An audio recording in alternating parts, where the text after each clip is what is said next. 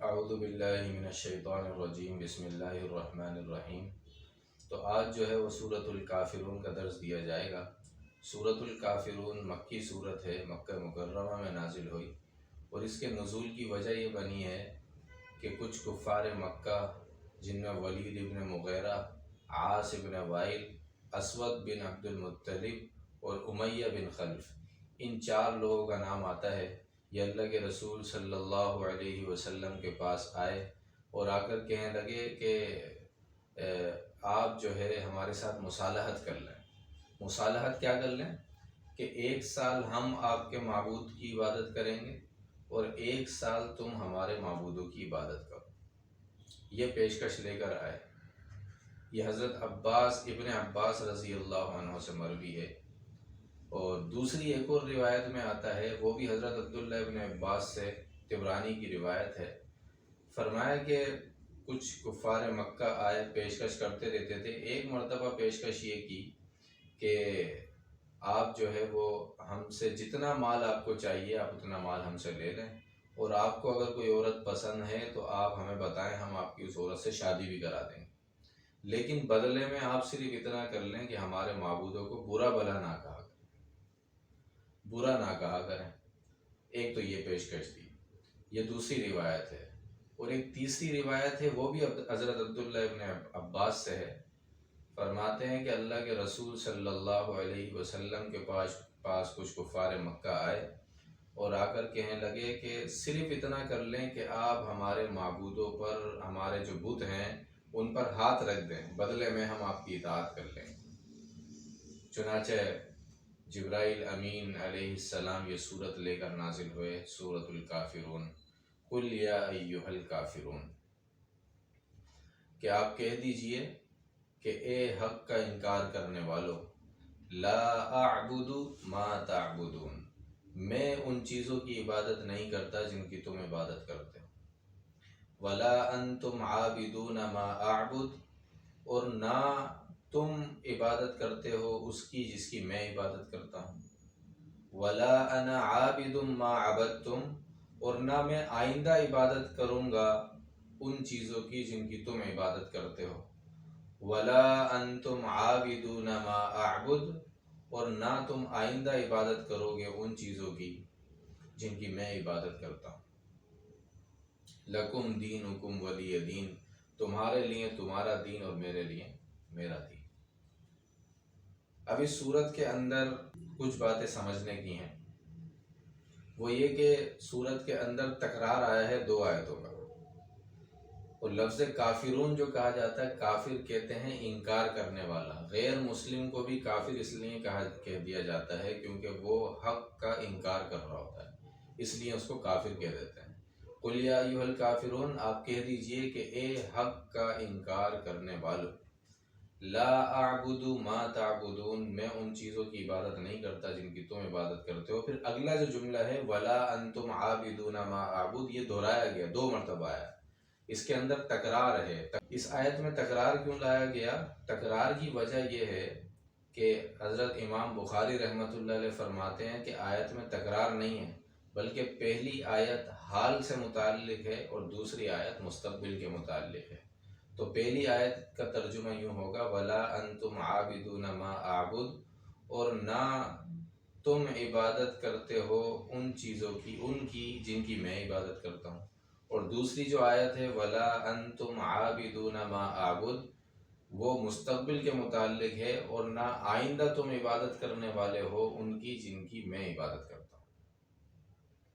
تو لہذا یہ تکرار ختم ہوا، تکرار نہیں۔ اور دوسری ایک روایت یہ ہے کہ جس کو ابن کثیر نے لیا کہ پہلی جو آیتیں ہیں لا اعبد ما تعبدون ولا انتم عابدون ما اعبد کے اندر جو لفظ ما ہے، یہ ما موصولہ ہے پہلی آیتوں میں، جو پہلی 2 آیتیں ہیں ان کے اندر یہ ما موصولہ ہے، اور دوسری والی آیتوں کے اندر یہ ما مصدریہ ہے۔ تو ترجمہ یوں ہوگا لا اعبد ما تعبدون، کہ میں ان کی عبادت، ان چیزوں کی عبادت نہیں کرتا جن کی تم عبادت کرتے ہو، اور نہ تم عبادت کرتے ہو اس کی، یعنی اس معبود کی جس کی میں عبادت کرتا ہوں۔ یہ تو اس وقت ہے جب کہ ہم ما کو موصولہ لیں. اور دوسری جو آیتیں ہیں وَلَا أَنَا عَابِدٌ مَا عَبَدْتُمْ وَلَا أَنْتُمْ عَابِدُونَ مَا أَعْبُدُ، اس کے اندر جو ما ہے یہ ہم ما مصدریہ لے لیں. اگر ہم ما مصدریہ کریں گے تو اس کا ترجمہ یہ ہوگا وَلَا أَنَا عَابِدٌ مَا عَبَدْتُمْ، اور نہ میں عبادت کرنے والا ہوں اس طریقے پر جس طرح تم عبادت کرتے ہو. وَلَا أَنْتُمْ عَابِدُونَ مَا أَعْبُدُ، اور نہ تم عبادت کرنے والے ہو اس طریقے پر جس طرح میں عبادت کرتا ہوں. یعنی ہمارے تمہارے معبود بھی الگ اور ہماری تمہاری عبادت کا طریقہ کار بھی الگ. تو ساری چیزیں جو الگ الگ ہیں تو ان دونوں کے اندر اشتراک ہو ہی نہیں سکتا. ایک طرف وحدانیت، ایک طرف شرک، یہ دونوں آپس میں جمع تھوڑی ہو سکتا ہے. لہٰذا تکرار ختم ہوا. اور دوسری امام غزالی رحمۃ اللہ علیہ نے تیسری روایت یہ ہے جو کہ امام غزالی رحمۃ اللہ علیہ فرماتے ہیں کہ ان آیتوں کے اندر حقیقت میں تکرار ہے، اور بعض مرتبہ تکرار یہ جو اس کا بلاغت کا تقاضا یہ ہوتا ہے کہ تکرار لایا جائے، مکرر لے کر آیا جائے کسی آیت کو، اس لیے یہاں پر مکرر ہے. چونکہ ان کی طرف سے جو مصالحت کی جو پیشکش تھی وہ بھی بار بار ہوئی، ایک بار نہیں ہوئی، 3 بار ہوئی. جیسا کہ میں نے شان نزول میں بتایا، وجہ نزول میں بتایا کہ کس وجہ سے یہ آیت نازل ہوئی. وجہ یہ بنی کہ بار بار آ رہے تھے کہ یا رسول اللہ یوں کر لیں، آپ ایسے کر لیں، آپ ایسے کر لیں، کیونکہ مصالحت کی پیشکش بار بار تھی، لہذا رد بھی بار بار ہوا. 2 مرتبہ یہ آیت مکرر لائی گئی. لکم دینکم ولی دین، تمہارے لیے تمہارا دین اور میرے لیے میرا دین. دین کے 2 مطلب آتے ہیں. ایک تو دین بمعنی اسلام، مذہب، جیسے ہم کہتے ہیں بھائی آپ کا دین کیا ہے، دین بمعنی اسلام یعنی مذہب. اور دوسرا معنی آتا ہے دین بمعنی جزا یا بدلہ، جیسے کہ سورہ فاتحہ میں آیا مالک یوم الدین، کہ وہ روز جزا کا مالک ہے. وہاں پر دین کا مطلب روز جزا. اسی طرح یہاں پر بھی 2 مطلب ہیں. تو لکم دینکم ولی دین، تمہارے لیے تمہارا عمل، میرے لیے تمہارے لیے تمہارا بدلہ اور میرے لیے میرا بدلہ. یعنی کہ تم جو کام کر رہے ہو اس کا تمہیں بدلہ خود مل جائے گا، اس کی جزا تم خود بھگتو گے. اور میں جس دین کی عبادت کر رہا ہوں اور جس کی عبادت کر رہا ہوں اس کا بدلے کا میں خود ذمہ دار ہوں. اس حساب سے تو یہ ترجمہ ہو. لکم دینکم ولی دین کا اگر ہم بمعنی دین کو بمعنی اسلام لے لیں تو پھر ترجمہ یہ ہوگا تمہارے لیے تمہارا مذہب اور میرے لیے میرا مذہب، میرا دین. اس آیت سے یہ پتہ چلتا ہے کہ یہ آیت جو ہے کفار کو کھلم کھلا ان کی جو عبادتیں ہیں وہ کرنے کی اجازت دے رہی ہے، حالانکہ ایسی بات نہیں ہے. اور یہ آیت بظاہر ایسا لگتا ہے کہ یہ آیت جو ہے وہ جہاد کے منافی ہے. اس آیت کو لے کر علماء نے اس صورت کو، بعض علماء کہتے ہیں کہ یہ صورت منسوخ ہے، کیونکہ یہ جو لکم دینکم ولی دین اس کے اندر تو جو ہے وہ یہ آیت جہاد کے منافی ہے، اور اس کے اندر تو کفار کے ساتھ جو ہے وہ اس کے اندر یہ کہا جا رہا ہے کہ کفار کے ساتھ کوئی مصالحت نہیں ہو سکتی.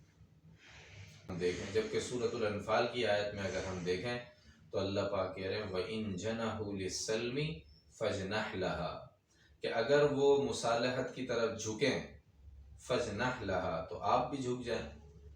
اس آیت سے یہ پتہ چل رہا ہے کہ مصالحت اگر وہ کرنا چاہیں تو آپ بھی مصالحت کر لیں. اور مشہور ہے صلح حدیبیہ کی جو مصالحت ہوئی ہے ہجرت کے بعد، یہ مشہور ہے. لکم دینکم ولی دین والی آیت یہ کہتی ہے کہ مصالحت نہیں ہوگی، تمہارے لیے تمہارا دین، ہمارے لیے ہمارا دین. سورہ انفال کی آیت کہہ رہی ہے کہ اگر وہ مصالحت کرنے پر جھک جائیں تو آپ بھی مصالحت کر لیں. تو اس کا کیا مطلب ہوا؟ یہ دونوں آیتوں کے اندر تضاد آ گیا. تو علماء نے لکھا کہ تضاد نہیں ہے، اور نہ ہی یہ آیت منسوخ ہے اور نہ ہی یہ صورت منسوخ ہے، بلکہ یہاں پر جس طرح کی وہ مصالحت لے کر آئے ہیں وہ حلال اور حرام کے بارے میں مصالحت تھی، کفر اور شرک پر مصالحت تھی. وہ آج بھی حرام ہے، آج بھی ہم ان کی طرح کی عبادت نہیں کر سکتے، ان کے معبودوں کو پوج نہیں سکتے، عبادت نہیں کر سکتے. لکم دینکم ولی دین، تمہارے لیے تمہارا دین اور ہمارے لیے ہمارا دین. آج بھی مصالحت. چنانچہ ایک حدیث میں اللہ کے نبی نے فرمایا اگر ایسی چیز پر مصالحت ہو کہ وہ چیز حلال ہے اور اس کو حرام کر دیا جائے تو یہ مصالحت جائز نہیں، اور اگر ایسی چیز پر مصالحت ہو کہ حرام چیز کو حلال کر دیا جائے تو وہ بھی جائز ہے.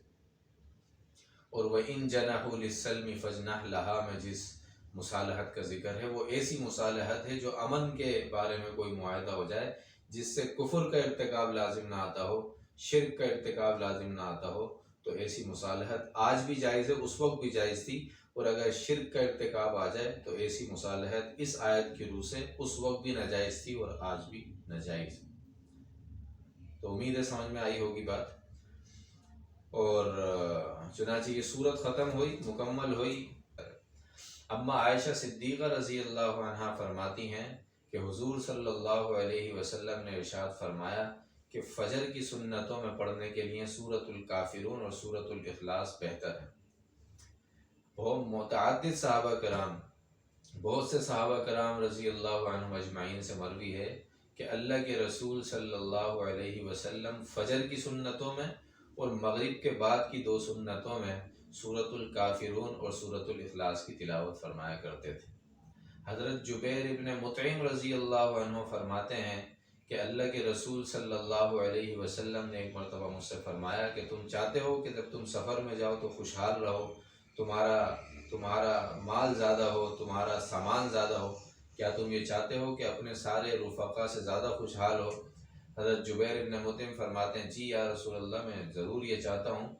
اللہ کے رسول نے فرمایا کہ جب تم سفر پر نکلو تو آخر قرآن کی 5 سورت، قرآن کی آخری 5 صورتیں یعنی کہ سورۃ الکافرون، سورۃ النصر، سورۃ الاخلاص اور سورۃ الفلق اور سورۃ الناس، یہ 5 آیتیں شروع میں بسم اللہ الرحمن الرحیم پڑھ کے، ہر سورت کے شروع میں بسم اللہ، اور جب یہ 5 صورتیں ختم ہو جائیں سورۃ الناس پہ تو آخر میں بھی بسم اللہ الرحمن الرحیم، یعنی کہ 5 صورتیں اور 6 بسم اللہ، جس کو ہمارے تبلیغی حضرات کہتے ہیں نا کہ بھائی 5 صورتیں اور 6 بسم اللہ پڑھ لیں، تو اس سے مراد یہی ہوتا ہے کہ سفر شروع کریں تو 5 صورتیں اور 6 بسم اللہ پڑھیں۔